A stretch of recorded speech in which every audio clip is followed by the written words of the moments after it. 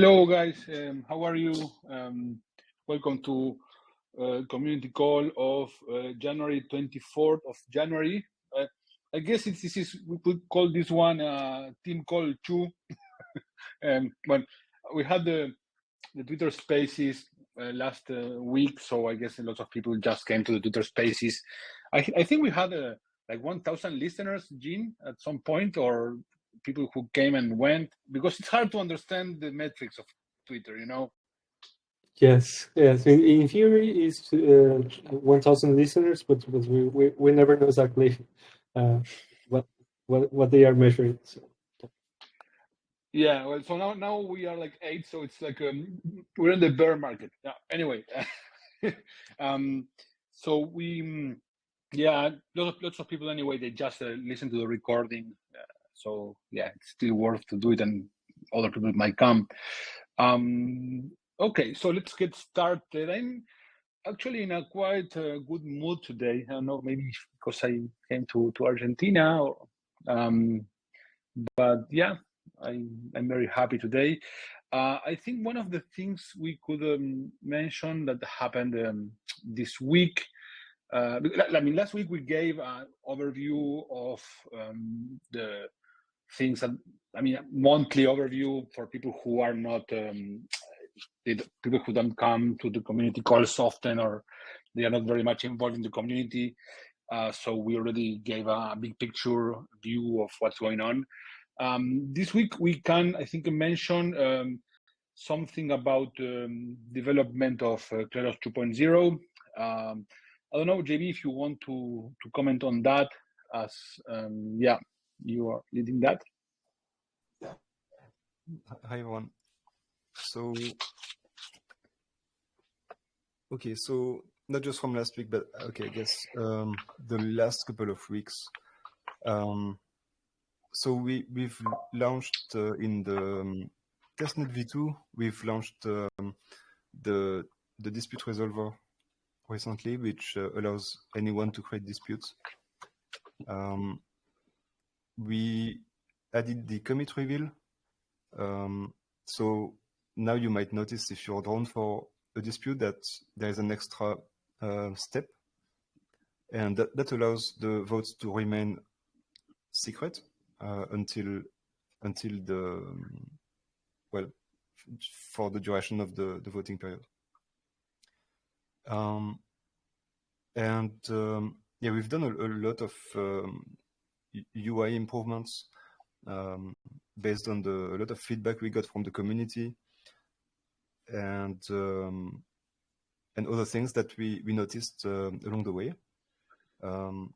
So yeah, you will notice that the UI will be increasingly more informative. There's going to be some extra indicators and labels on the case cards that you see in the UI very soon. What else? We've got some great progress on the migration of the arbitrable apps. So the escrow is getting actually looking really good. Today, for the first time, we've integrated it with the new SDK, which is under active development. So the SDK is a software package that the developers will use to integrate arbitrable applications with the arbitrator. And today, for the first time, we've done that for a V2 arbitrable. We've also just started migrating Curate to the V2 arbitrator interfaces. And what else am I missing in the latest? I think, JB, you could explain a bit more how one can create disputes from the V2 court interface, because that's something that people asked for a long time in the project. How does it do? I mean, let's say I'm a guy and I want to create a dispute. How does it work? I wonder if I can share my screen, actually. Does it work? I think it's possible, at least in theory. Okay. Let me see if I get it. If I can make it work. Okay, we can give you some time. Maybe William, you want to give your update while JB prepares this? Can I say one last thing that is related to JB? Yeah. Okay. Yes, go ahead. Jurors from the B2 that were asking some questions, but they are Spanish speaker. They speak Spanish, so they are going to write their questions, and I will send them to you, JP, because they were not able to join the community call. Sounds good.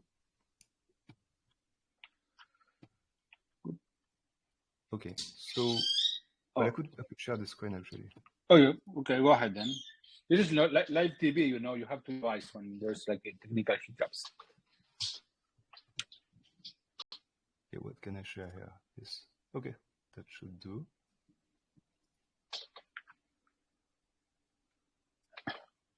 So this is a spontaneous, demo of the dispute creator or dispute resolver integrated into the Kleros 2.0 interface. None of this was planned, so everything can fail, but let's hope not. Absolutely. So you should be able to see my screen right now. Okay, let's say that you haven't connected yet, so you would click here and you choose your wallet. And 1 second, I don't know if it's just for me, but I see a blank screen. Do you see? You see Federico? Yeah, I can see the screen. Okay, well, it's just me. I'm able to watch it too, so it's fine. Okay. All right. So the most important part is to hit this button, create a case. So, okay, I'm not as creative as Jean for the disputes, but you could say should Biden or Trump win the election?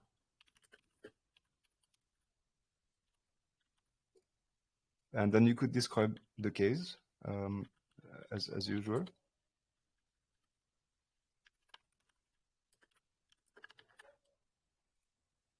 Then you can choose the court that is the most appropriate for your case. So at the moment on the testnet, you have the general court, the curation court, and the English language court. I don't know how intuitive this is for most people, but yeah, maybe we'll add additional guidelines to guide people through this, and so people don't shoot themselves in the foot. The category could be an oracle. How many drawers do you want? Which is pretty much 500. Yeah. Pretty much how much you're willing to pay. Unlimited budget, no problem. Yeah. That's also going to, depending on the court that you've chosen. So let's say you want 11 drawers. Okay. And you do something wrong here. Did I not select the correct court?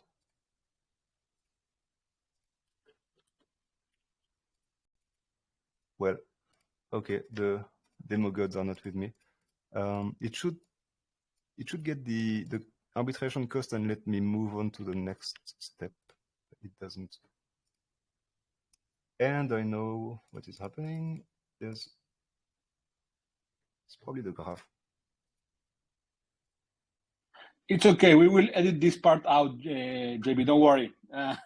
So, I mean, while you fix this, I think that William, could comment. How do you envision this? Because, making a dispute involves not just, the interface part, involves understanding in which court you want to send the dispute, how much you're willing to pay, what are the parameters, how should this work for people who just do this themselves, William? I don't know. Yeah, these are important questions. The court that you like, mostly it's the question of what court to send your dispute to. which both like depends on what skills you want the jurors resolving dispute to have, and also sort of like how hard your dispute is. Like because each court is parameterized for like how high the fees are paid to jurors, even if you have similar skills required. In some courts, will be parameterized for tasks that are just easier than others.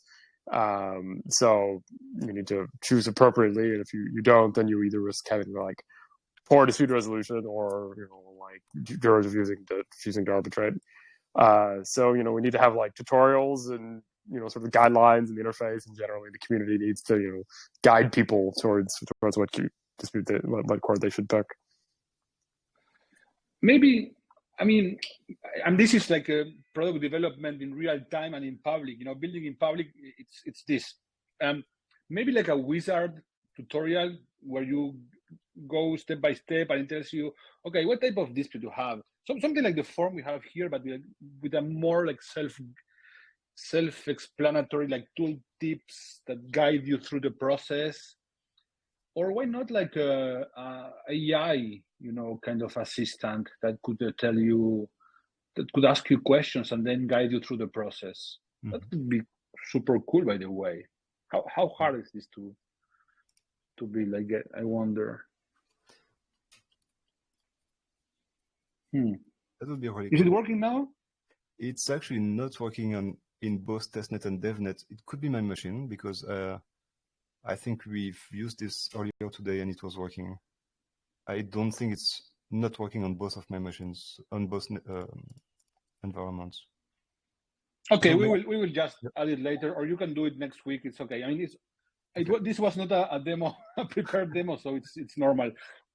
What I was thinking is this idea of doing like, and this is also connected to a very important development that happened during the past week. That is the Harmony Kleros mediate bot that was developed by Rob. I think we already spoke about this on the previous call, but this is a super cool bot that is developed with GPT, and Rob, who is a constructor, mediator, and arbitrator, he trained it to guide parties through a mediation process and to try to reach a settlement. And then if no agreement is possible, then this goes to a Kleros arbitration. So this is more or less what the future of justice looks like. Basically, this AI enabled process of settlement, bargaining, mediation, and then arbitration. I know, maybe Jean, you want to tell a bit what you did for your test in the in the Harmony bot? Yes, I've created a dispute about a freelancer that was hired for creating stickers like memes. And the other party did not agree with some terms, and it's interesting that the bot, one of the things that it does is try to make the parties less angry and try to keep them on track of discussing alternatives and finding like the medium ground that the two parties can agree on. And if the parties don't agree, at least it tries to get the parties to kind of create something that they would be able to agree on, and then offer these options and offer them to create a dispute on Kleros. So I think I was really impressed that its responses were pretty. Like they really make sense. Sometimes when you just talk with ChatGPT, it can like get on some barriers. But I don't know what Rob did, which instructions that he made that made the bot be very coherent and kind of creative also when solving when looking for alternatives. So it's pretty good. I was surprised, honestly, to how well it worked, and how at some point how tactful the bot was when dealing with the emotions of parties.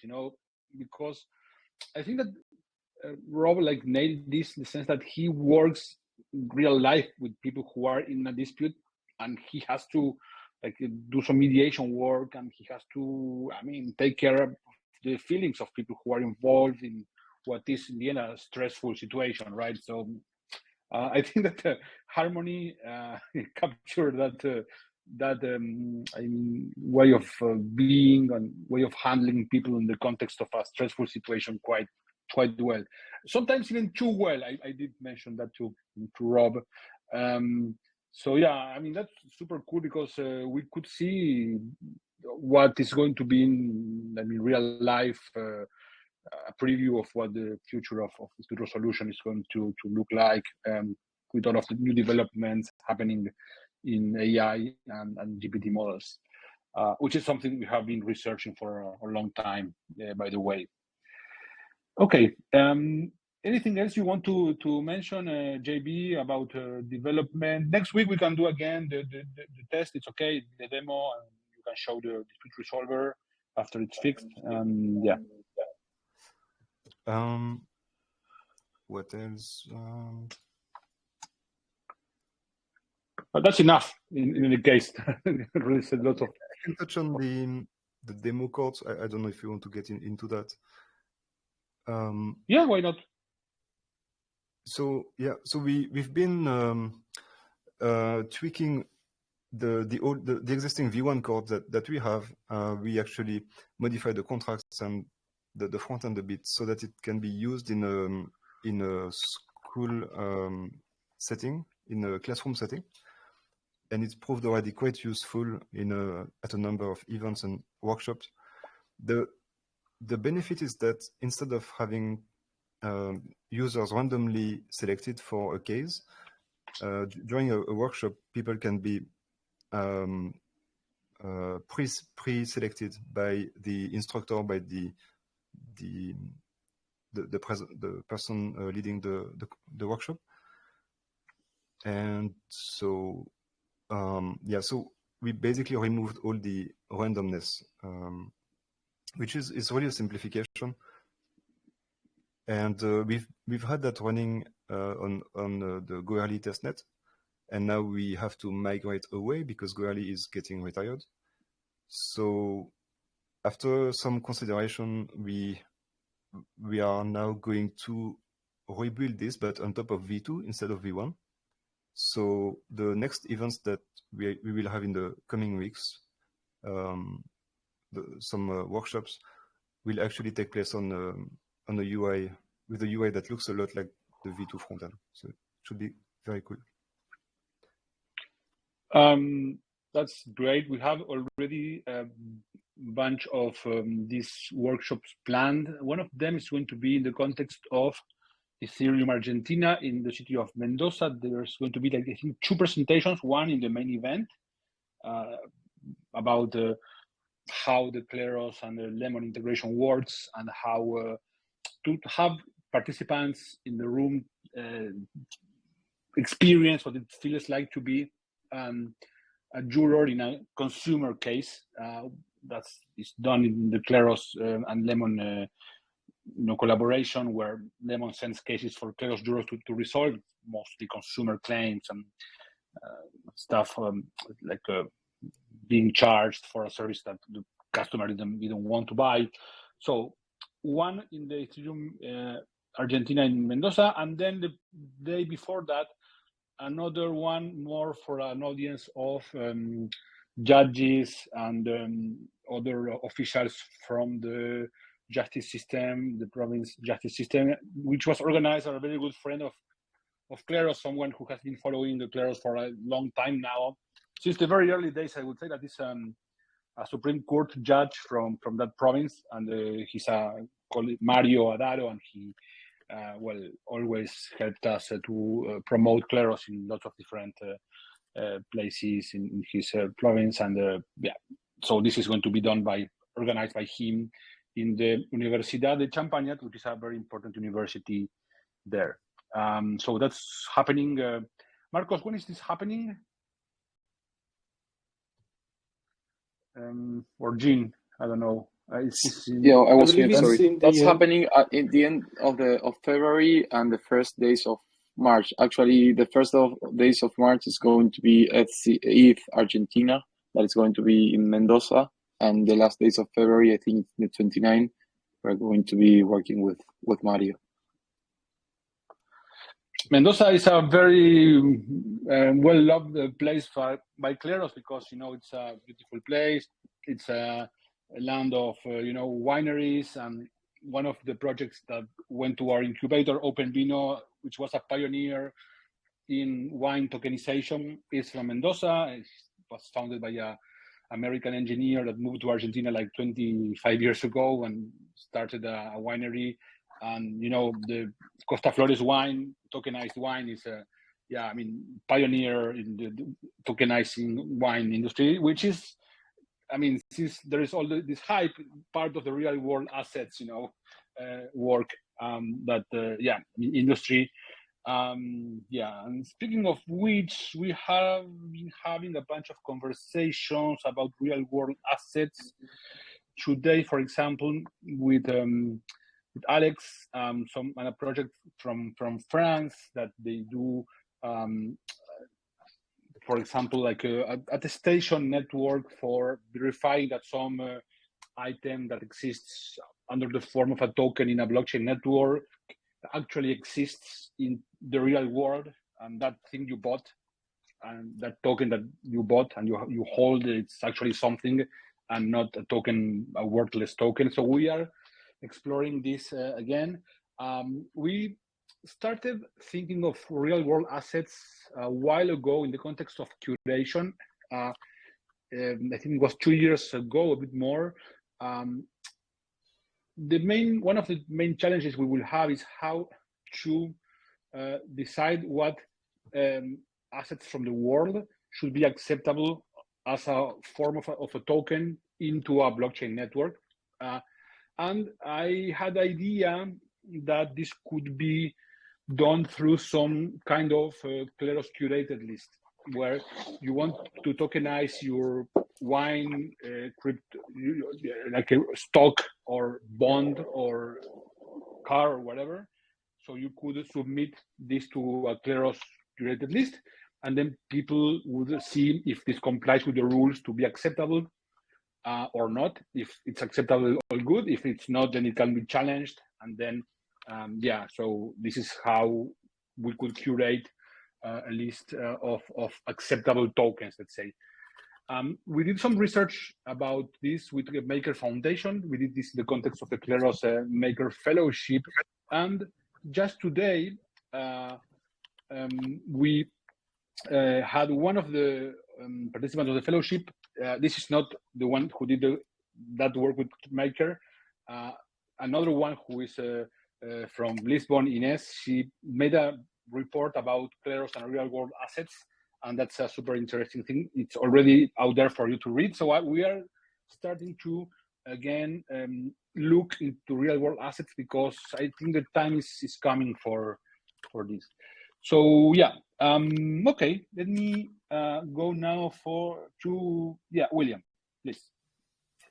Yeah, so research is continuing. Like we have this article on spellbound tokens in their use in juror selection that came out last week. So I guess that was already out before last week's Twitter Spaces call, but that was a more general call, so I didn't talk much about the article in detail. So that reflects a lot of sort of like where we are on those research themes, what we've been thinking about for the past months. The idea being that you can use spellbound tokens, which encode sort of like participant identity information in a way that wasn't previously accessible in blockchain applications, and use them in different mechanisms, particularly in juror selection. And a theme I hit on in the article that I invite you all to read is that I at least see this as something that you can use to really complement the economic incentives of the existing that are in the existing version of the court and are also present in V2. So that in order for someone to successfully attack the court, they should have to break both economic mechanisms and these sort of identity-based spellbound token mechanisms. Other than that, I'm thinking a lot about how one can broadly take advantage of the modular structure of Kleros 2.0 by having different kinds of dispute kits that will be useful in different kinds of situations. I'm particularly thinking a lot recently about dispute kits that can be used in sort of early rounds of disputes that maybe don't have to be like super resistant to 51% attacks, but like could have other better properties, with the idea being that if there's an attack, you can always appeal to a higher court, which uses a different dispute kit.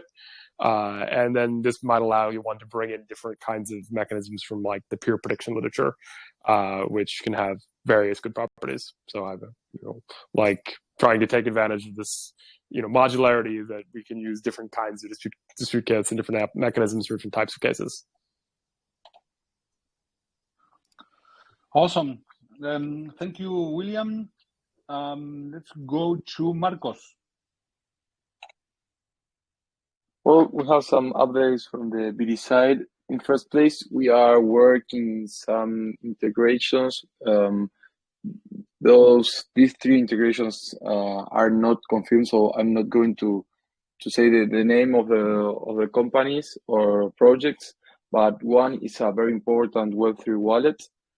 Another is a Mexican exchange. This is not advanced, but well, we are just talking with them. The idea is to do something similar to what we are doing with Lemon, where they're resolving some of their disputes with Kleros.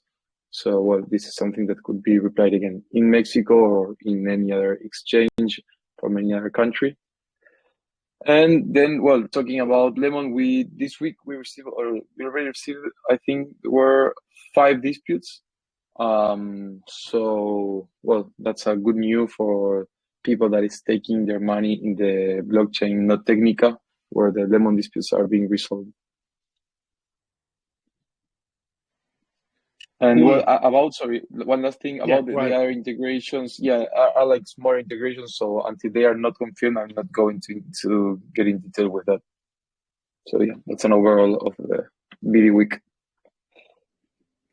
Yeah, just let me add that, well, as you know, well, the Lemon format of working with the Web 2 or 2.5 companies seems to be working, and this comes at the same moment where the Mexican Congress, passed this law where they accept decentralized justice methodologies to resolve disputes in arbitration in Mexico.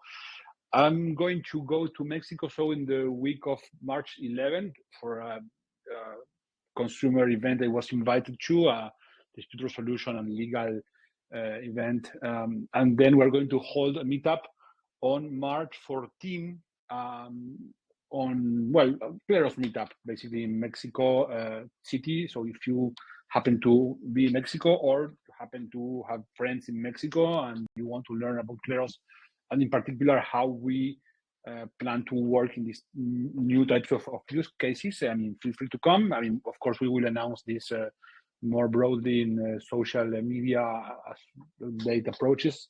We are still defining where to do it and, well, logistics for the event.